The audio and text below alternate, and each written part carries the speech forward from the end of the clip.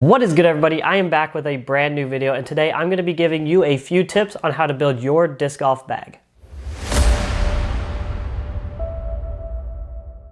Now, when it comes to building a disc golf bag, it definitely isn't a day process. In fact, it almost feels like a forever process. You're constantly going to find new discs you like, slots that aren't filled, and discs are going to get beat in, and you're no longer going to like them, so you're going to get a new disc to replace it. But in this video, I'm going to give you a few tips on how to get you started so that you get to the point where you're adding new discs and finding slots that you don't quite have. When I'm thinking about building a disc golf bag, there are 3 slots that I want to fill: an understable slot, a neutral slot, and an overstable slot. Now, I do think this applies more to your fairway drivers and your distance drivers, not so much your mid-ranges, and I'll get into that in a little bit. For now, let's start with the easiest disc to talk about and how to fill your bag, and that is your putters.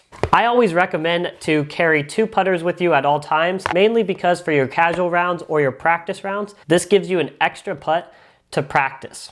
If you miss your first one, correct the second one. If you make your first one, make a second. Extra practice always helps. Also, when it comes to a tournament, this is very, very unlikely, I would think. But if you do somehow lose one, you have an extra putter with you and you don't have to start putting with your mid-ranges.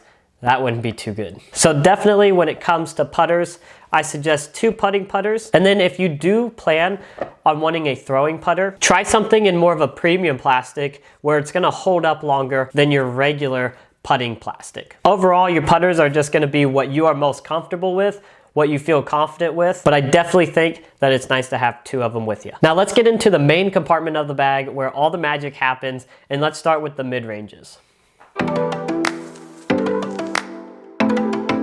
Now, when it comes to mid-ranges, I don't think you need to bag a ton of mids, mainly because when I'm out on the course, I find myself pulling out my go-to, which is this 5-time buzz. It's a bit more of a neutral flyer, and it has some reliable fade at the end. Now, I have a Buzz SS that I go to a lot as well, and this is a bit more understable where I can put it on any line and not have to worry about it coming out of it. And it also is pretty much dead straight with very, very little fade. But just because these are my go-tos and I don't think you need a lot of mids, doesn't necessarily mean that you might not need an overstable mid or maybe a mid that's more understable than this Buzz SS. It really depends on what type of courses you are playing. If there's a lot of wind, maybe you want to go with something more overstable. And in fact, I do still bag an overstable mid in this Malta, but it's just not a disc that I see myself pulling out very often. And it's only in there for those really stiff headwinds. But to be honest, I haven't pulled this disc out in quite a while, and it's in there just in case. So that's kind of why I believe 2 to 3 mids is gonna do you just fine. And more often than not, you're gonna just pull out your go-to anyway. It's gonna be able to do what you want it to do. Now moving on to the fairways, in which I definitely believe you want understable, a more neutral, and an overstable disc in your fairways. Mainly because with fairways, I believe you can do a little bit more. They have a lot more ground action. You can throw them easier on flex shots, I think, and also for some spike hyzers. So overall, I think you'll find yourself doing more with your fairways than maybe you will with your mids. But it's always so dependent on what type of shot you're looking for, so it's nice to have them all in the bag. If I can and there's no wind out, I'm definitely gonna go with my Halo Leopard 3. It's a dead straight flyer. I know it'll hold the line I put it on, and I absolutely love this disc. I can rely on it so much when there's no wind. If I need something a bit more understable, I like to turn to my Halo Valkyrie. When this is thrown flat, it just kind of cruises right. It does have a little bit of stability at the end of its flight, but overall, it's a pretty understable disc, and I kind of like it for that slot. And then lastly, something you might want to think about as well is my overstable slot and also kind of my forehand fairway. If I want to forehand a fairway, I'm going to go for my Halo Thunderbird, as well as it is kind of my hyzer and overstable backhand shot when it comes to fairway drivers. It's definitely always reliable for me, and it's a nice stable to overstable disc. Next is your distance drivers. When it comes to distance drivers, I also think if you're going for pure distance and there's no wind, conditions are very nice, you're probably gonna have another go-to disc. Mine being my Hades, where it's more on the understable side of things, but I know it's gonna have enough fade to rock back into the fairway. So I can put this on a hyzer flip, watch it kind of ride a little bit and rock back into the fairway. And if I'm going for pure distance, I'm always gonna get a Hades, and it's also, like I said, more of an understable distance driver. Something else to think about when it comes to your distance drivers is, once again, a nice disc where you can forehand and you can backhand. It's got a bit more stability. This is more of my neutral flyer when it comes to distance drivers, which is my Halo Wraith, my green Halo Wraith, that is. I can throw this on some flex forehand shots where I know it's gonna have enough stability to come out. Also, if I throw this disc backhanded on a flat release, it's just gonna go dead straight and just have a nice fade off at the end of its flight.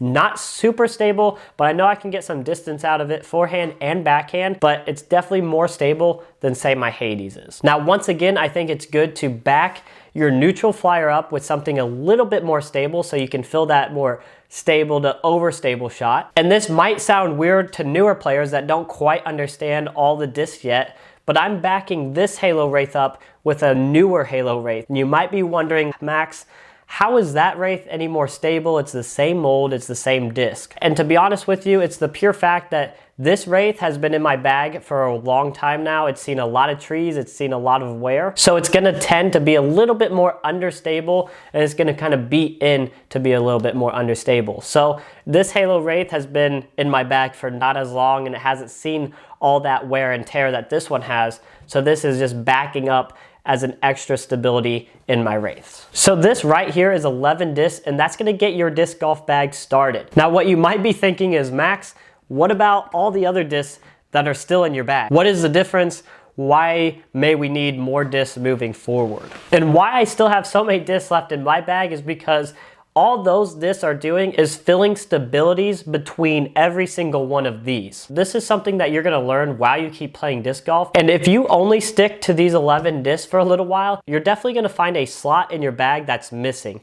Meaning you want something maybe a little bit more stable than your neutral flyer, but not as overstable as your most overstable fairway. So all the rest of the discs that are in my bag are just filling little tiny slots throughout these 11 discs. I think this is a good start for your bag and something that I would definitely think about having, and then you can kind of find all those filler discs as you keep playing. Like I said in the beginning of the video, building your bag is going to be such a long process and almost like a forever process. You will keep putting new discs in the bag, finding something else you like, finding a different stability. It's just gonna happen in disc golf. The very last thing that I could say is try to simplify your bag as much as you can. Meaning if you find a mold like my Halo Wraith that you really like, try and bead in one and then put a new one in to replace the stability of the bead in one. That way you have the same molds, you're confident with that mold, it feels the same, but you can get a different flight out of it while still feeling comfortable with that disc being in your hand. Anyway guys, that's all I have for you for this video. Hopefully it gave you a little bit of pointers on building your disc golf bag, especially if you're newer. If you're not a newer disc golfer, this probably didn't help you much, and I'm sorry for that. Make sure you hit that like and subscribe button, and go follow ChaseandChains_ on Instagram, where I post there daily, and we will see you in the next one.